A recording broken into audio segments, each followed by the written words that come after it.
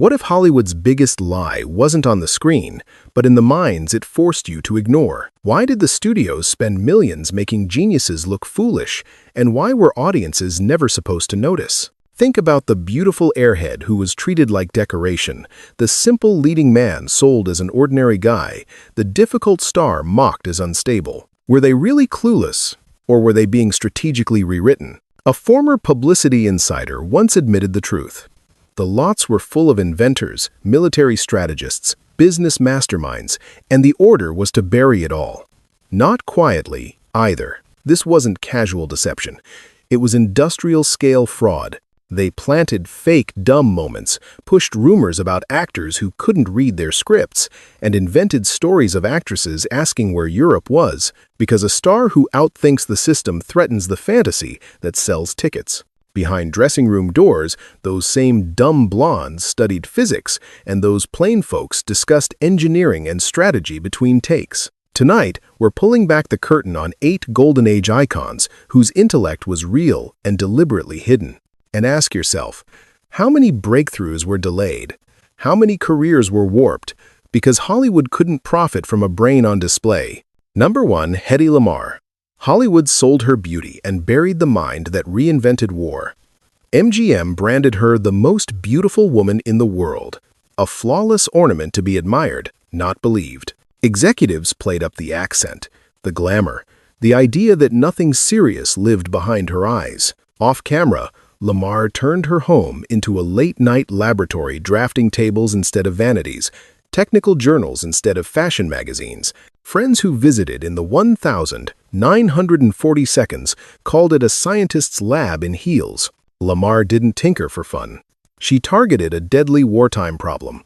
German forces could detect and jam radio signals guiding Allied torpedoes, turning advanced weapons into drifting steel. With composer George Antheil, she designed frequency hopping, a control signal that jumped across 88 channels so enemies couldn't lock on long enough to block it. The concept was so far ahead of 1,940 seconds hardware that engineers struggled to implement it, like trying to run modern software on rotary phones. She tried to donate it anyway. When Lamarr brought the idea to the U.S. Navy, she expected urgency. Instead, admirals reportedly laughed and sent her back to sell war bonds and look pretty, unable or unwilling to process that a glamorous actress was handing them technology their own engineers hadn't built. Imagine telling Einstein to stick to violin because he looked good holding it. Her patent, filed under her married name Hedy Keesler-Markey, was shelved and gathered dust until the 1,960 seconds.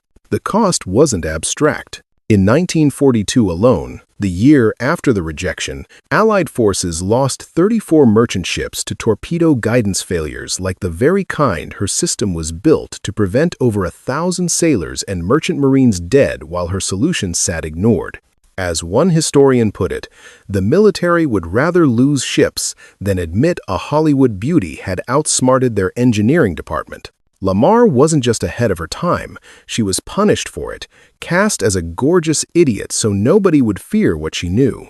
And Hollywood helped make that erasure permanent.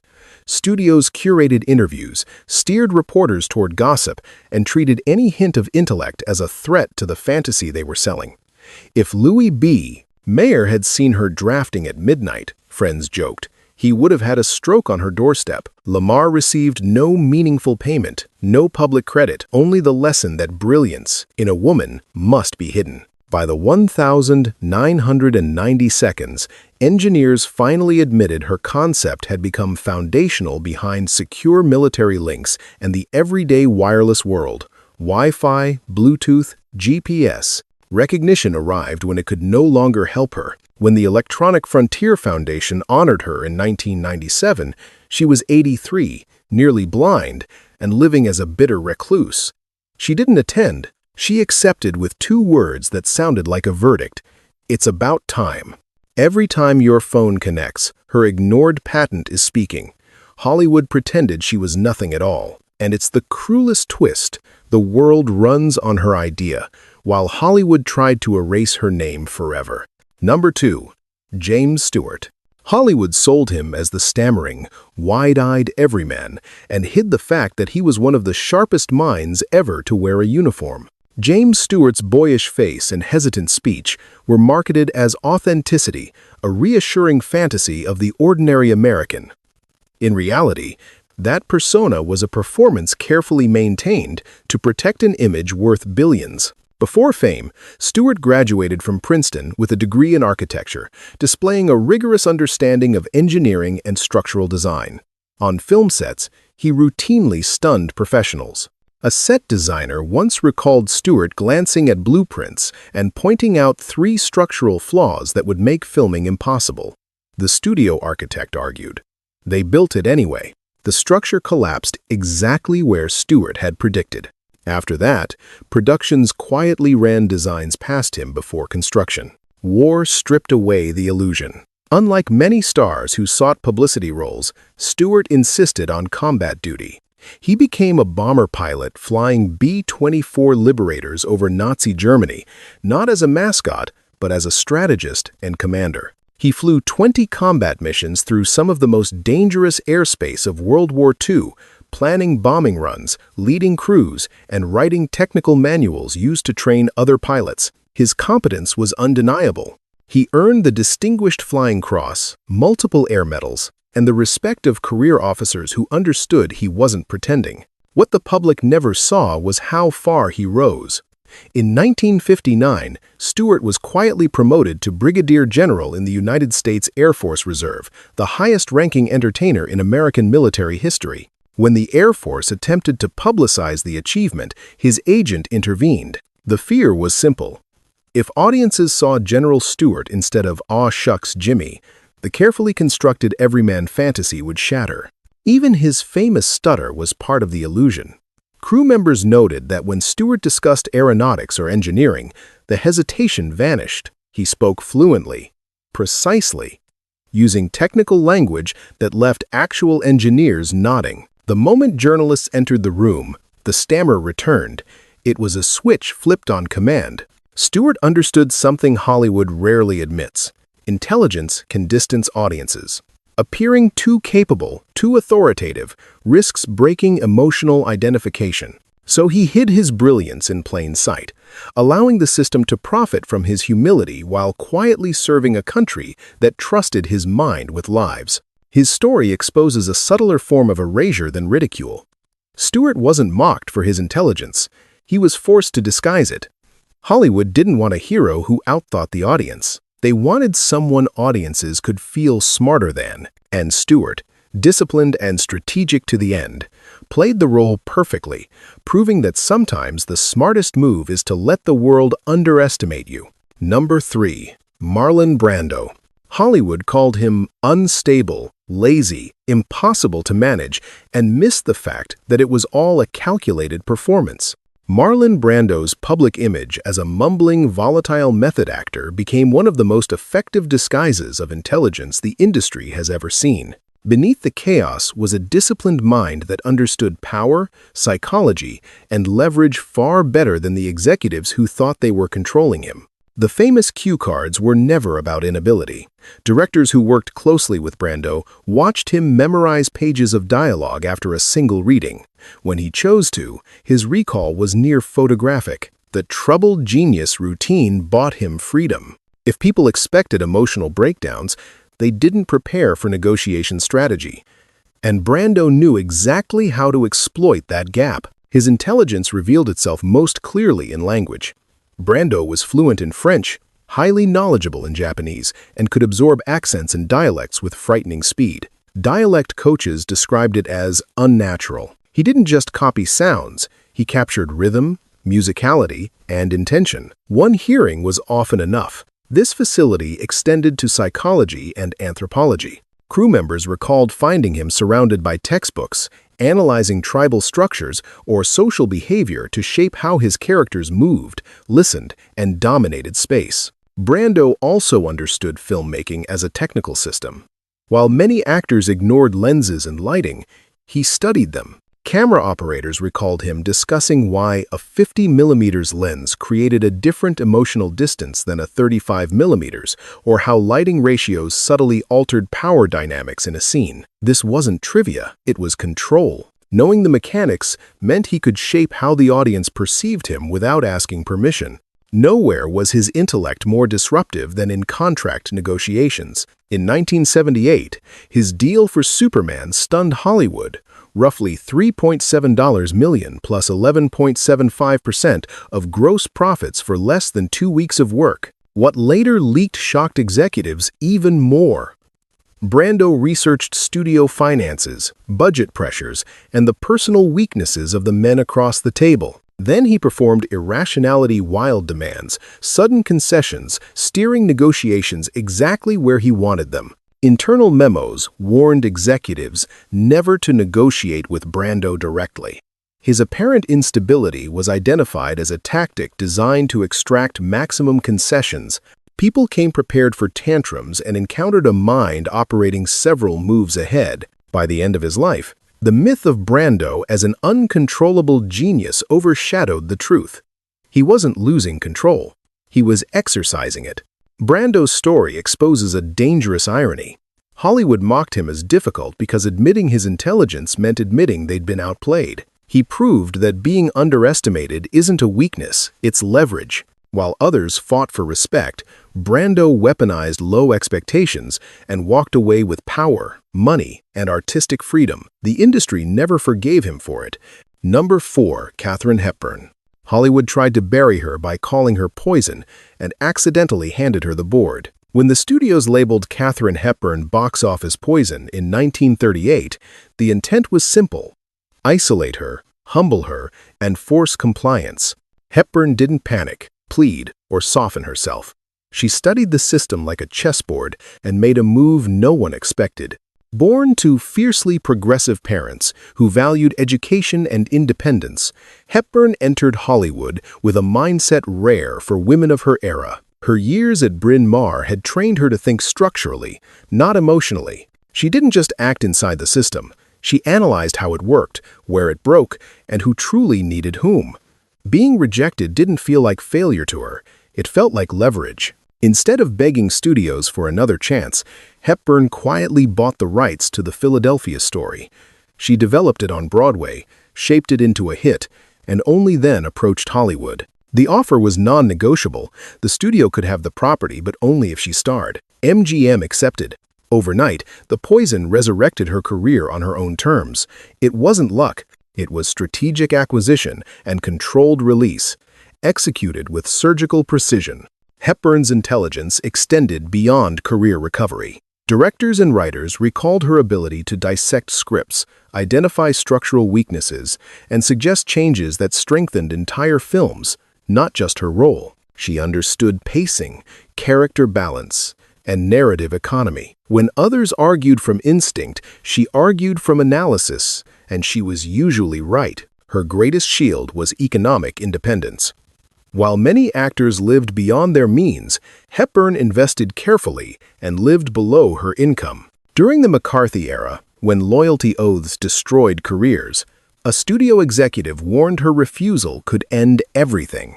Hepburn calmly explained that she owned her home outright, had investments that could support her indefinitely, and did not need the job. The conversation ended there. Power, she understood, belongs to whoever can afford to walk away. Hollywood called her difficult because they couldn't intimidate her.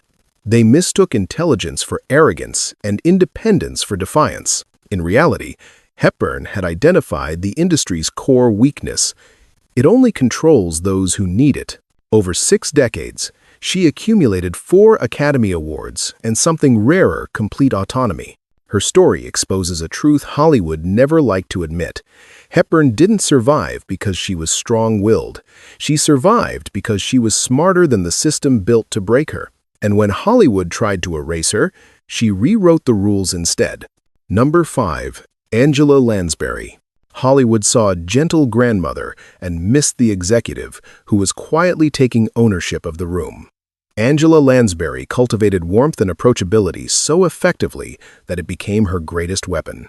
While others chased screen time, she chased control, building a business empire beneath a persona no one thought to challenge. Born into a politically prominent British family, Lansbury grew up absorbing strategy at the dinner table. Her grandfather had led the Labour Party. Debate, negotiation, and power dynamics were normal conversation.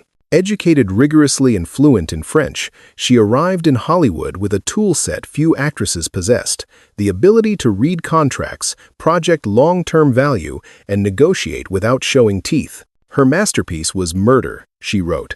Lansbury didn't just star in the series, she structured it. While networks offered women her age modest per-episode salaries, she secured executive producer status, ownership stakes, and profit participation. The deal was unprecedented. Internally, executives believed they were being generous, offering $50,000 per episode when others earned far less. What they missed was the back end. International syndication, reruns, and rights ownership quietly transformed the show into a financial engine that would generate an estimated $72 million over her lifetime.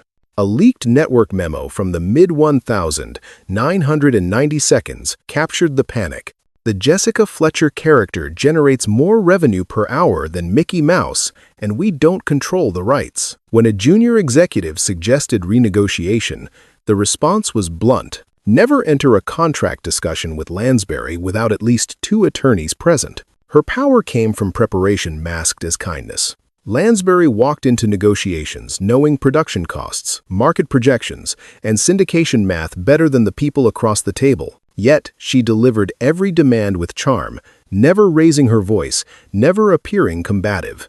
Executives later admitted the disarming effect was intentional. By seeming unthreatening, she bypassed defenses that would have activated against more aggressive actors. She also understood brand management before the term existed. Lansbury balanced commercial work with theater and musical projects that preserved her artistic credibility.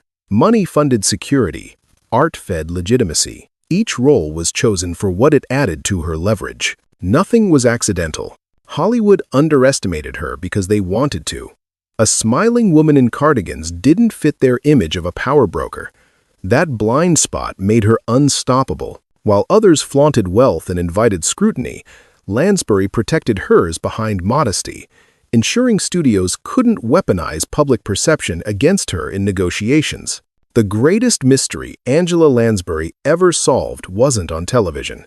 It was how to maintain complete control of her image, her finances, and her career in an industry designed to strip women of all three. She proved that power doesn't always announce itself. Sometimes it smiles, pours tea, and walks away owning the house. Number 6. Basil Rathbone. Hollywood cast him as Sherlock Holmes because he looked intelligent. What they didn't tell audiences was that Basil Rathbone didn't need to pretend. The man playing the world's greatest detective possessed a mind that rivaled, if not surpassed, the character himself. Born to British parents in South Africa and educated in England, Rathbone grew up multilingual and intellectually disciplined. He spoke fluent English, French, and German, with working knowledge of Italian and Spanish.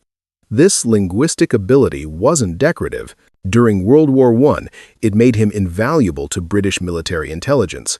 Rathbone wasn't a ceremonial officer. He conducted reconnaissance missions into enemy territory, gathering information under conditions where mistakes meant death. His most extraordinary operation remained classified for decades.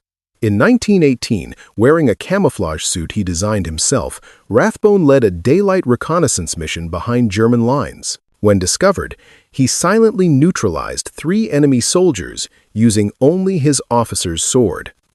The intelligence he returned with contributed directly to breaking the Hindenburg Line. His commanding officer initially refused to file the report, fearing no one would believe it. The mission was not declassified until 1978, long after Rathbone's death. Back in Hollywood, Rathbone's intellect was obvious to those who worked with him. Directors marveled at his memory. He could memorize entire Shakespeare plays overnight, every line, every cue, every movement. When an actor fell ill hours before curtain, Rathbone once stepped in, delivering not just the dialogue but a fully formed interpretation. Scriptwriters recalled him correcting historical inaccuracies without reference materials, identifying wrong political alliances or misplaced dates, and being proven right when checked. His swordsmanship, so iconic on screen, was equally real. Rathbone was among the finest fencers in Hollywood, trained from youth, capable of executing complex duels without choreography shortcuts. The elegance audiences admired wasn't acting, it was mastery. Yet Hollywood softened him. Producers feared that showing true intellect would alienate viewers. Sherlock Holmes, under studio pressure, became less razor-sharp, more eccentric, more palatable. Rathbone was asked to dim the very qualities that made him exceptional. His story reveals a pattern. Hollywood wanted the appearance of genius, not the real thing. Rathbone was allowed to play intelligence, but not embody it too completely. The system preferred brilliance as costume, not as reality. In the end, Basil Rathbone wasn't just portraying Sherlock Holmes. He was living proof of something Hollywood found deeply uncomfortable: that true intelligence doesn't need exaggeration, and when it's left intact, it exposes the limits of everyone trying to control it.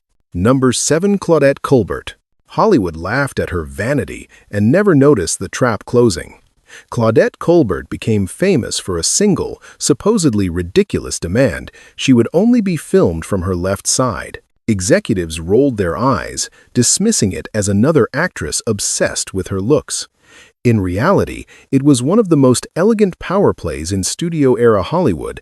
By insisting on her left side, Colbert quietly seized control over lighting, camera placement, blocking, and even set construction. Directors could no longer shoot freely. Cinematographers had to adapt to her rules.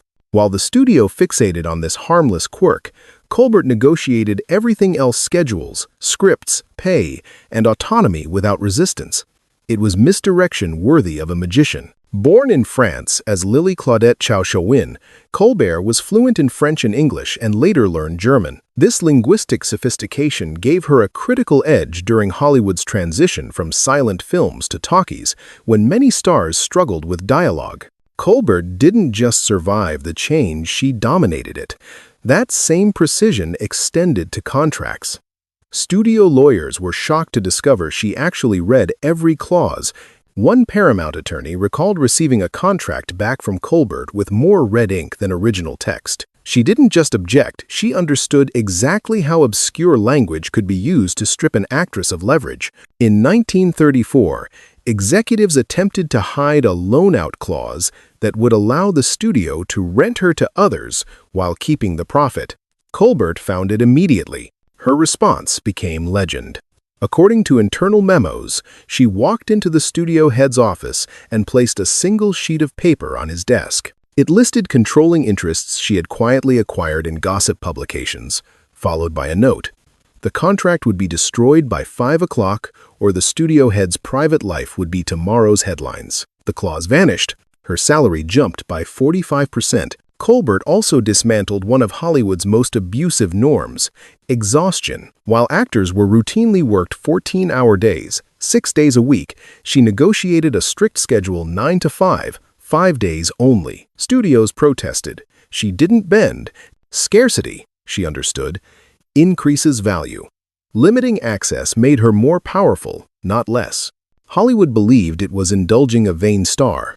In truth, Colbert was rewriting how actresses were treated, compensated, and protected. By the time executives realized what had happened, the contracts were signed and the precedent was set. Claudette Colbert didn't ask Hollywood for power. She distracted it, outsmarted it, and took what she needed while they were busy laughing. That wasn't vanity, it was strategy. Number 8. Paul Newman. Hollywood sold him as a pair of blue eyes and quiet decency, and missed the architect hiding behind the smile. Paul Newman's image was built on effortless charm, moral clarity, and a kind of natural goodness that felt instinctive rather than calculated. What few recognized was that Newman wasn't just generous. He was structurally intelligent, designing systems where ethics and profit reinforced each other. Before fame defined him, Newman absorbed business logic at home. His father owned a successful sporting goods store, and Paul grew up learning how margins, supply chains, and customer trust actually worked. After serving in the U.S. Navy during World War II, he studied economics at Kenyon College. When he later entered acting, he carried that analytical framework with him.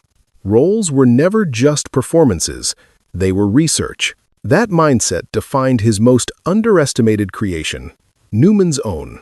What began as a casual salad dressing made for friends became a deliberate experiment in economic design. Newman insisted on premium ingredients, strict quality control, and honest marketing. "My face gets them to try it once," he reportedly said.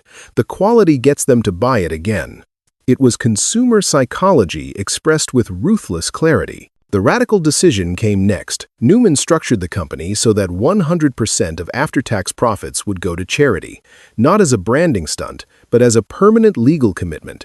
By removing personal profit, he removed the incentive for corruption, internal conflict, and dilution of purpose. The result was a self-sustaining engine that generated hundreds of millions of dollars for humanitarian causes while remaining fiercely competitive in the market. His intelligence extended beyond food. Newman approached acting with the same rigor. For The Hustler, he trained until he could perform difficult pool shots without camera tricks. For racing films, he became a legitimate professional driver, eventually competing at Le Mans.